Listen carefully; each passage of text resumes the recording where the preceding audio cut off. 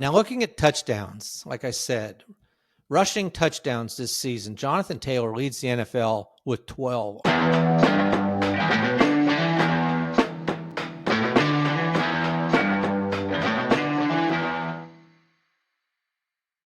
Welcome to Just the Stats NFL Top 10's for Wednesday.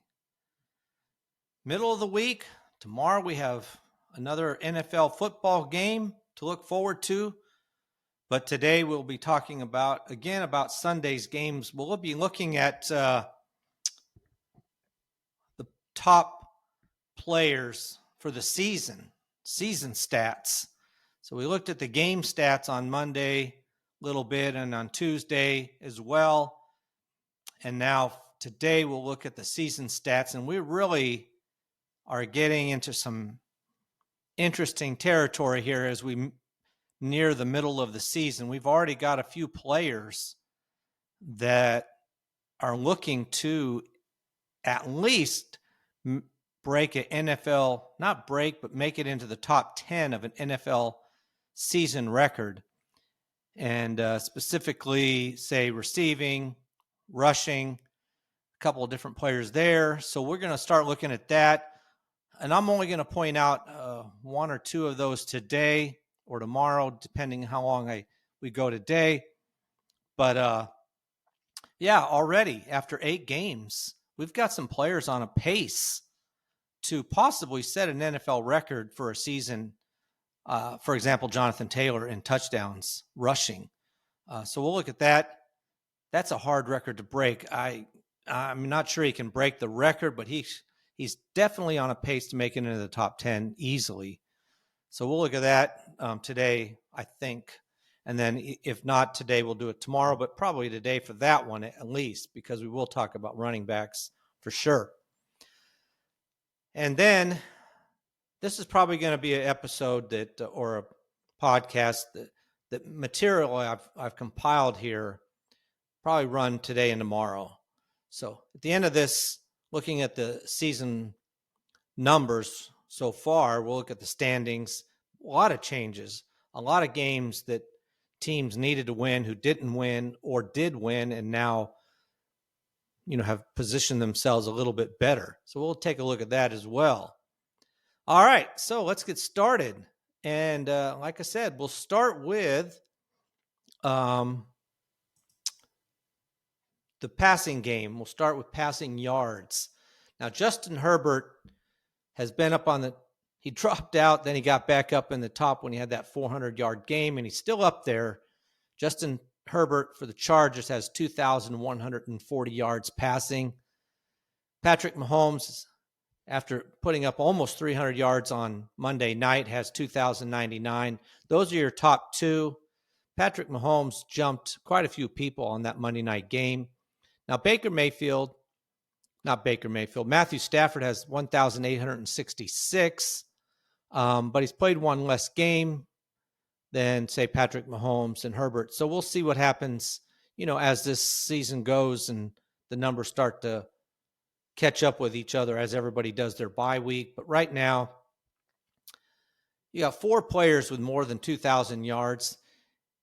And unlike some of the stats we'll look at, nobody here so far is challenging any top 10 NFL records with his yardage we have.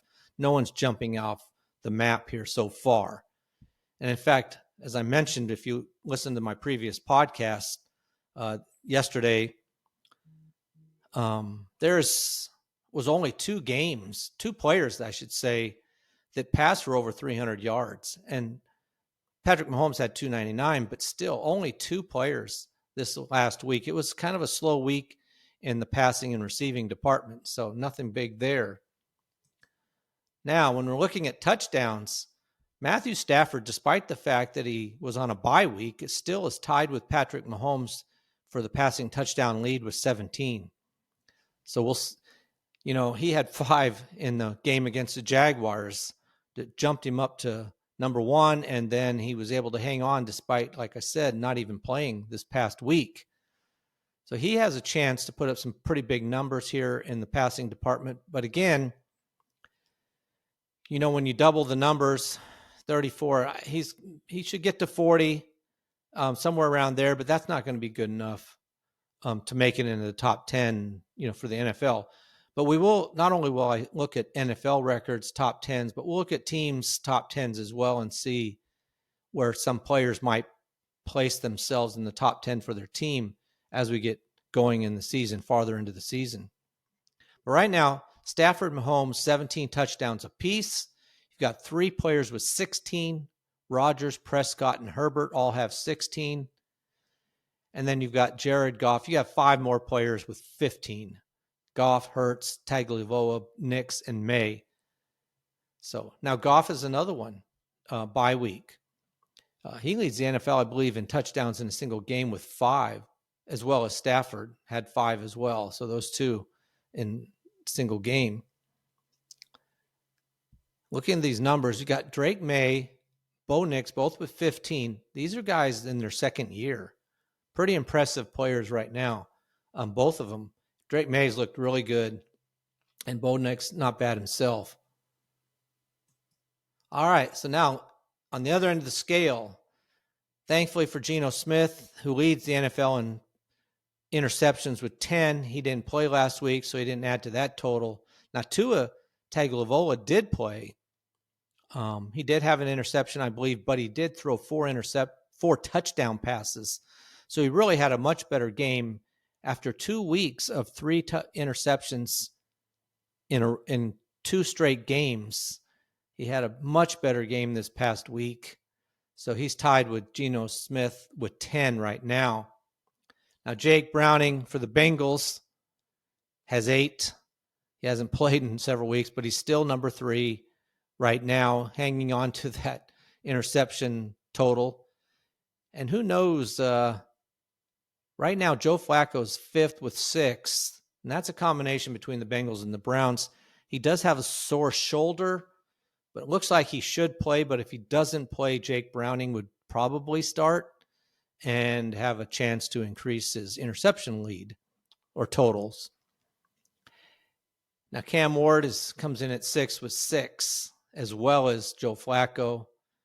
There's 9 players with 5 interceptions. So right now, it's really just Geno Smith and Tua, both with 10, which is 2 more than the next worst player, when you want to look at it like that. All right, now being sacked. Now this is Cam Ward. He is one of those players, and we'll look at it after this next week. He's on record pace at this point. He's got 34 sacks. He's been sacked 34 times. Drake May is second with 28. So there's the big lead that Cam Ward has in this category. 34 after 8 games. That gives him 68 after 16. The record, I believe, is 73. So he's somewhere right up there around the record for most times being sacked in a single season. He's on pace, I should put it that way. We'll see how he does. He just he needs better players on his team, is honestly the truth. So we'll see what happens with him. But it's a rough season, a rough rookie year for him. Now Drake May, 28, like I said, second-year guy, does run around a little bit. And you notice this with all the top 5. Jalen Hurts is third with 25. He runs around a lot. Also tends to hold the ball a little bit longer than some quarterbacks do. Justin Herbert has 22, as does Justin Fields. Now, Justin Fields he leads the NFL with 9 sacks in a single game. He's had a couple of bad games, but last week, what a great game he had when they finally got their first victory over the Cincinnati Bengals. I think if he was sacked, I think it was only maybe once. So he really improved in that category. We'll see if that holds or if that was just a one-game type of thing. Trevor Lawrence has 20. He's in 6th. Now, he didn't play, so obviously his numbers will go up. He had been one of the least sacked the first 5 games, and in the last 2 games, sacked 7 times in each of them. So I'm not sure what the problem is there, except the traditional thing. It's not so much the line as it's the quarterback. He hangs on to that ball, waiting and waiting to throw it, and waiting for the perfect whatever for his wide receivers or running back, whoever he's throwing it to, instead of just throwing it. So we'll see. Hopefully the bye week has helped him to look at what he's doing wrong and can come out and do much better. I listened to one of the Jaguar local shows, and they talked about that. And when he was sacked 7 times in the last game, 5 of them at least were not his fault. Were his fault, not the line's fault. He just held the ball too long. You can't expect a line to be blocking for 5 to 8 seconds. You got to get rid of that ball after about 3 seconds tops, and he's just not doing it. So that's top 6. Then you've got some other players on here. Spencer Rattler, 18. He was benched. We'll see what happens with him. And that is a look at our quarterbacks. Now, looking at these running backs, now here's one we want to talk about. Jonathan Taylor, 850 yards. We'll look at him when it comes to the touchdowns. Him and James Cook. James Cook has 753 yards, but he had a bye week. So both of these players are averaging a fair amount, over 100 yards a game.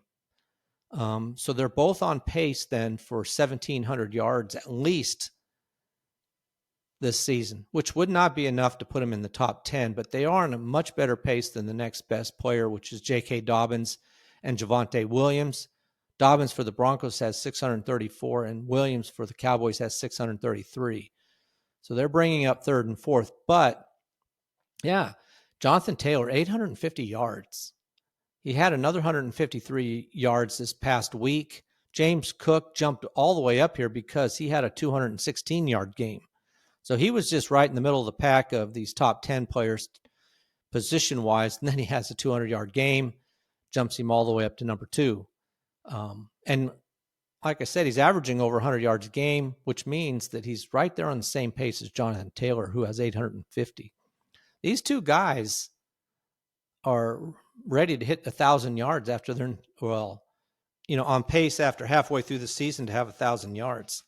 So we're looking at two players maybe that have seasons that Barkley and Henry had last year. But we'll see if they can keep. You really have to have well over 100 yards a game to get to 2,000 yards or 1,900 yards. Now, Saquon Barkley, speaking of him, he finally made it onto the top 10. He had his first big game, had 150 yards. Really looked good in that game. It's the first one he's looked that good. He just didn't. The previous games, he looked more hesitant. This game, he was really busting it open and looked much better. So he makes it into the top 10, 10th exactly with 519 yards on the season. And everybody, most people did think you just can't put up another 2,000-yard season after you did it the previous year. I mean, not only did he do 2,017 games, then you have all the playoff games. You go to the Super Bowl. So you're all the way into February. You've been running. So, he racked up 2,500 yards of rushing, last season. So that's a lot. That's a toll, and who knows, maybe it just took him a little while to get going here. Maybe we'll see what happens, but he did have a good game this last week. Maybe that's an opener for him to really start racking up some big games.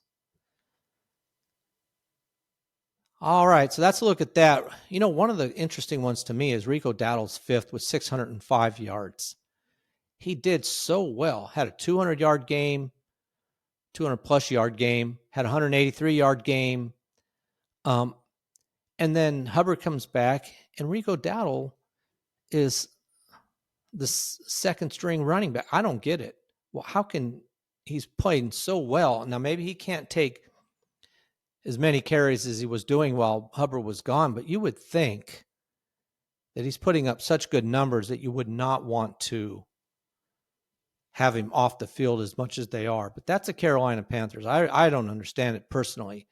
Not only that, he's catching some passes as well. So I'm not saying Hubbard's a bad player, but man, Rico Dowdle made a huge difference when he was in there while Hubbard was out.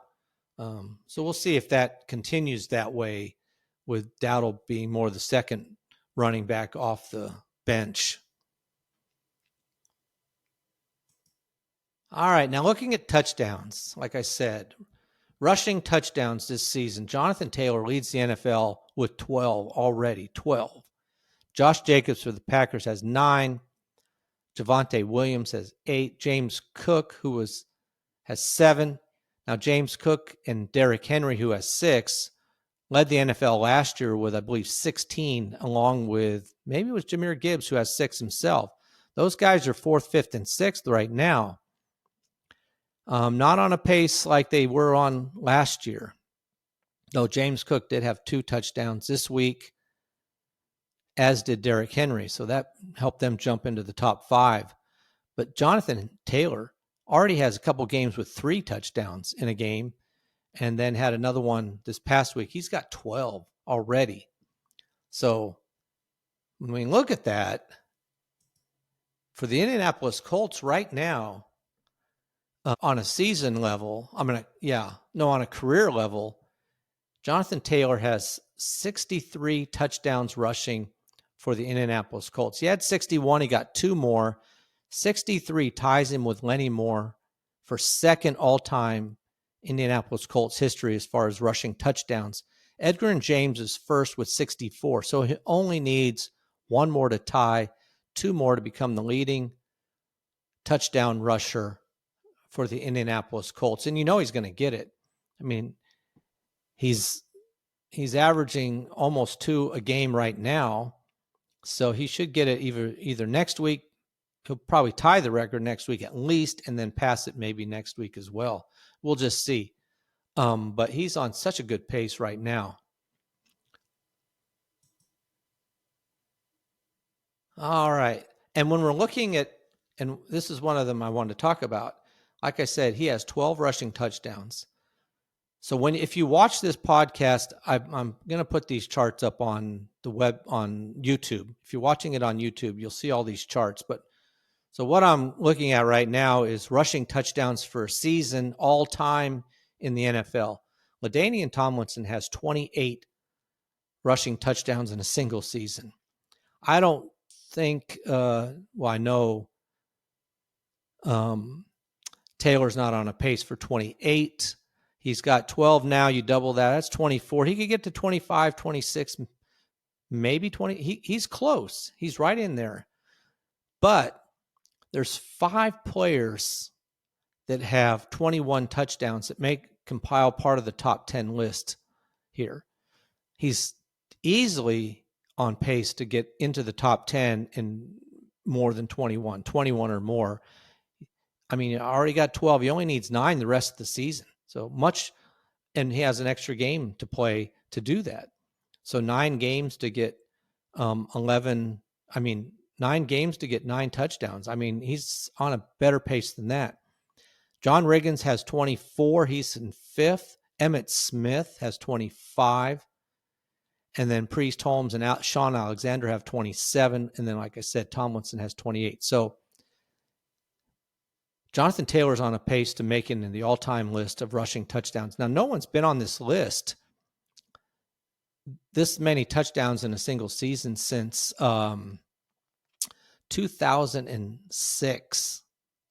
And that's when LaDainian Tomlinson set the record, was in 2006. So it's been 19 years since anybody's been on the top 10 at all. So here's a guy that finally has a chance to break into that top 10 list. Pretty interesting that Sean Alexander in 2005 set the record with 27, and then in 2006, LaDainian Tomlinson came through with 28. Yeah, there's nobody on this list after 2006. I don't know why not, because you have people from 2002, 3, 5, and 6 on the list. Now, Priest Holmes was able to break into this list twice. That's impressive. He had 27 in 2003 and 21 in 2002. Emmitt Smith for the Cowboys had 21 in 94 and 25 in 95. They're the only players on this list twice. That's hard to do. We're talking about 21 touchdowns in a single season. That's why Emmitt Smith leads the NFL all time in rushing touchdowns for a career. I believe he has like 164. It's a hard record to break. And I've talked about this before, but just recently and probably on Monday, Derrick Henry now is 5th all time in rushing touchdowns. I think he has 112, something like, yeah. And when you look at the next running back that's currently playing, I think he has like 85 or something. I mean, it's so far behind Derrick Henry. There's no active player that's anywhere near the top 10 other than Derrick Henry. That's how good he's been on a career basis. Obviously, there's players, Christian McCaffrey's a great player, but he's been hurt so many times that it's really hindered his career numbers. But so we can keep moving on. Jonathan Taylor is on a pace to set some records. We'll see what he does. Now, rushing yards by quarterback, Justin Fields leads this category with 288 yards. Patrick Mahomes has 280. They're your top 2 players. Josh Allen, 261. Drake May, 250. Now, Jaden Daniels has 211. He'd probably be at the top of this list, but he's missed a couple of games so far. And same with Kyler Murray. He's missed a few games. They're both in the top 10, and yet they haven't played as many games as the rest of these guys on the list. That's a quick look at those guys. No one's jumping out on this list right now. Justin Fields, surprisingly, did not run that many times. He kind of contained himself. Now, here's another number we're going to start looking at in receptions. That's Jamar Chase. 70 receptions this season. And prior to Flacco, he wasn't even in the top 10. He's just leapfrogged over everybody in the last few weeks. Another 12 receptions this past game. He's got 70. Christian McCaffrey second with 56. Now, Puka Nacua was the guy that would have been right up here with Jamar Chase because he's third with 54 and he hasn't played in 2 weeks. So he would have probably been right up here with Chase as far as the total goes. And if he can get back into the game, he'll probably start trying to work his way back up this list. But really, on this list, it's Jamar Chase is by far leading the NFL in receptions. Now, last year he did the same thing, led the league in receiving yards, receptions, and touchdowns. So he's gotten back up on the lead, into the lead with receptions. He's got to work on the other 2 categories because despite 12 receptions last week, he only had 91 yards versus somebody, say, like Smith-Njigba, who leads the NFL in passing yards because he's getting so many more yards per catch. Now back to Jamar Chase, and here's another top 10 season thing we're already looking at because he's got 70 receptions right now. Number 10 on the list for the Cincinnati Bengals in all-time receptions is Chad Johnson. In 2007 had 93. So, I mean, in 2 weeks, Jamar Chase could make it into the top 10. I mean, he's got 70. He's averaging well over 10. He's averaging 10 catches a game. So a couple weeks, and that's really, he's averaging more if you just go back the last 4 weeks. He's doing even better than that. But at 10 catches a game, he'll be into the top 10 in 2 to 3 weeks and with plenty of the season to go. Now, last year, like I said, he led the NFL in receptions. He also set the record for most receptions by a Cincinnati Bengal with 127. So he's on pace to break his own record. He's already on the list twice. He got the top 2 of the top 3. The only one in second was TJ Houshmandzadeh in 2007, who had set the record with 112. What's interesting here is, if you're thinking about the Cincinnati Bengals right now as a passing team, they've only got 4 players, and actually Chase did it twice. So 3 players who have done it 4 times, 100 or more receptions. And 2 of them, Chase and Carl Pickens, have exactly 100. That's it. I do think there'll be 5 when Chase gets done this season. And one more quick comment about Jamar Chase. Number 10 all-time is Chase, ranked 9th and 10th all-time in receptions with 127. Jamar Chase and Stephon Diggs, who did it in 2020 for the Bills. So he's on pace to break into the top 10 all-time again put his name up there twice. There's only a couple of players like Antonio Brown.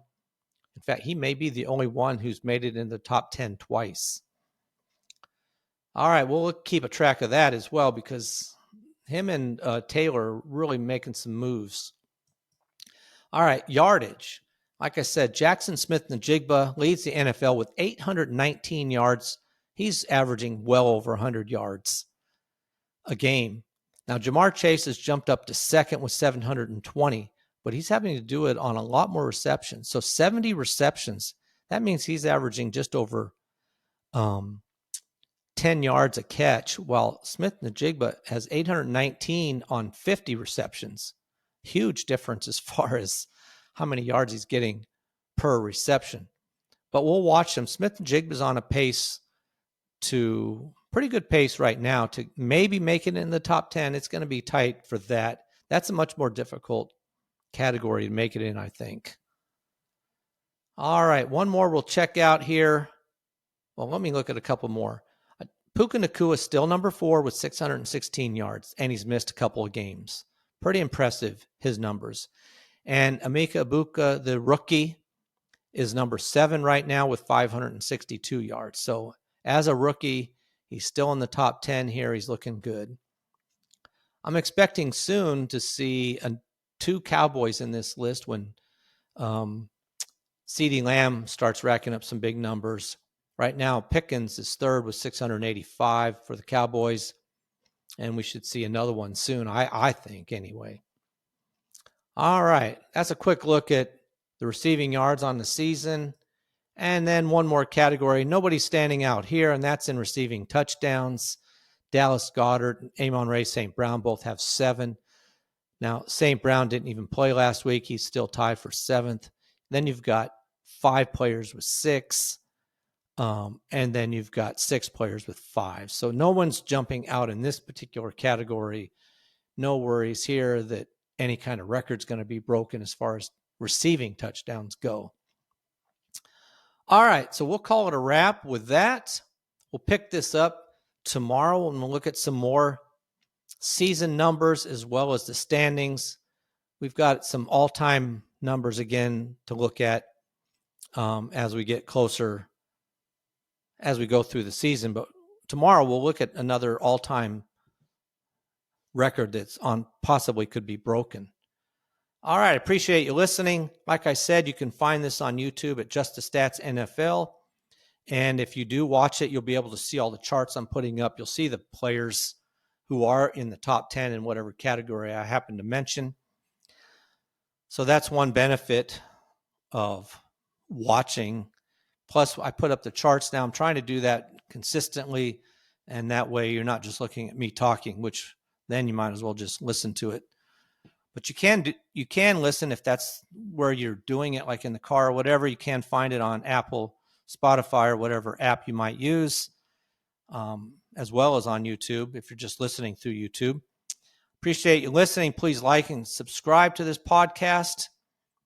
It's helpful as I continue to grow. I keep working on improving it in different ways when I come across one. Any ideas, you can let me know, putting in the comments on YouTube or wherever you might listen, or you can email me at justthestatsnfl@gmail.com.